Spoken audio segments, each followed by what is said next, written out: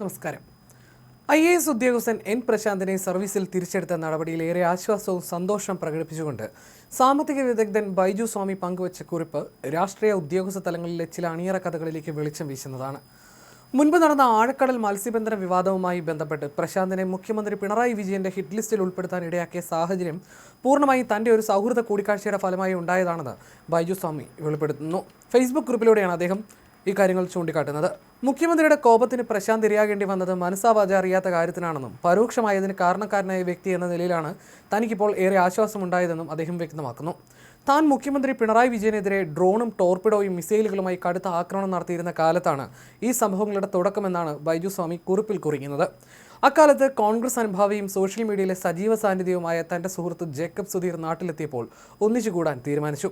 പകൽ മുഴുവൻ കൊച്ചി നഗരത്തിൽ ചുറ്റിക്കറങ്ങിയ ശേഷം വൈകുന്നേരത്തോടെ കേരളത്തിലെ ഏറ്റവും മികച്ച ഭക്ഷണം ലഭിക്കുമെന്ന് താൻ കരുതുന്ന വില്ലിംഗ്ടൺ ഐലൻഡിലെ ട്രൈഡന്റ് ഹോട്ടലിൽ രാത്രി താമസിക്കാൻ മുറിയെടുത്തു.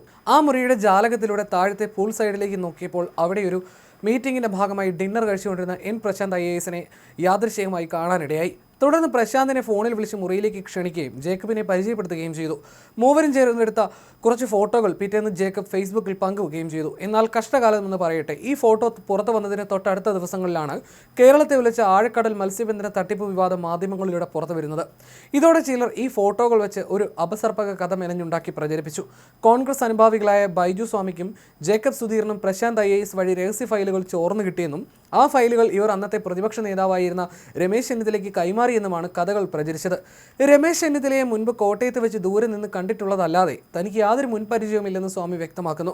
എങ്കിലും ഒരു ശിക്കാരി ശബു സ്റ്റൈലിൽ താനും സുഹൃത്തും ചേർന്ന് വലിയൊരു സ്റ്റിംഗ് ഓപ്പറേഷൻ നടത്തിയെന്ന രീതിയിലാണ് നാടൊട്ടുക്കും ഖ്യാതി പരന്നതെന്നും അദ്ദേഹം പറയുന്നു. ഈ വിവാദങ്ങൾക്ക് പിന്നാലെ നടന്ന നിയമസഭാ തെരഞ്ഞെടുപ്പിൽ ഇടതുപക്ഷത്തിന്റെ ശക്തമായ കോട്ടയായിരുന്ന കുണ്ടറയിൽ വെച്ച് മേഴ്സിക്കുട്ടിയുമായി UDF സ്ഥാനാർത്ഥിയായ PC വിഷ്ണുനാഥിനോട് പരാജയപ്പെട്ടു.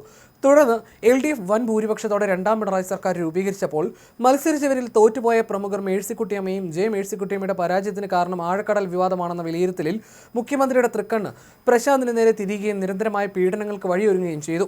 ഇതിനെ ക്രിക്കറ്റിലെ ഷോയിബ് അക്തറിന്റെ മാരകമായ നോബോൾ ബീമറുകളോടാണ് ബൈജു സ്വാമി ഉപമിക്കുന്നത്. അക്തറിന്റെ ബീമറുകളെ നേരിടാൻ ക്രീസിൽ ഗാർഡ് എടുത്ത് നിന്ന സച്ചിനെ പോലെ പ്രശാന്ത് പോരാടാൻ നോക്കിയെങ്കിലും നെഞ്ചിലേക്ക് തന്നെ വന്ന ഒരു മാരക ബോൾ അദ്ദേഹത്തെ റിട്ടയർഡ് ഹാർട്ടാക്കി മാറ്റി കളഞ്ഞുവെന്നും അദ്ദേഹം കുറിപ്പിൽ പറയുന്നു. തൻ്റെ കടുത്ത പിണറായി വിരോധം കാരണം ഒടുവിൽ പാവപ്പെട്ട ഒരു IAS ഉദ്യോഗസ്ഥനാണ് പണി കിട്ടിയതെന്ന് തൻ്റെ ഭാര്യ പോലും അക്കാലത്ത് കുറ്റപ്പെടുത്തിയിരുന്നതായി ബൈജു സ്വാമി പറയുന്നു. തന്നെയും ഇത്തരത്തിൽ ബീമർ എറിഞ്ഞ് വീഴ്ത്തുമെന്ന് പലരും ഭയപ്പെടുത്തിയെങ്കിലും താനൊരു ടെയിലെൻഡർ ബാറ്റ്സ്മാൻ ആയതുകൊണ്ട് ബാറ്റ് താഴെയിട്ട് ബോൾ അതിൻ്റെ പാട്ടിന് പോകാൻ അനുവദിക്കുമെന്ന മറുപടിയാണ് നൽകിയതെന്നും അദ്ദേഹം ഓർക്കുന്നു. എന്തായാലും പ്രശാന്ത് ബ്രോ സർവീസിൽ തിരിച്ചെത്തിയ സാഹചര്യത്തിൽ തിരുവനന്തപുരത്ത് പോകുമ്പോൾ അദ്ദേഹത്തെ നേരിൽ കണ്ട് വീണ്ടും ഒന്നിച്ചിരിക്കണമെന്നാണ് ബൈജു സ്വാമിയുടെ തീരുമാനം. പിണറായി വിജയനെ അദ്ദേഹം കുറിപ്പിൽ ദാസപ്പൻ എന്നാണ് വിശേഷിപ്പിക്കുന്നത്. ഇപ്പോൾ ഒരു കോൺഗ്രസ് സർക്കാർ ഭരണത്തിലുള്ളതുകൊണ്ട് മുൻപത്തെ പോലെ തല നോക്കി ബീമർ എറിയാൻ ആരും വരില്ലല്ലോ എന്ന പരിഹാസത്തോടെയാണ് അദ്ദേഹം തൻ്റെ കുറിപ്പ് അവസാനിപ്പിക്കുന്നത്.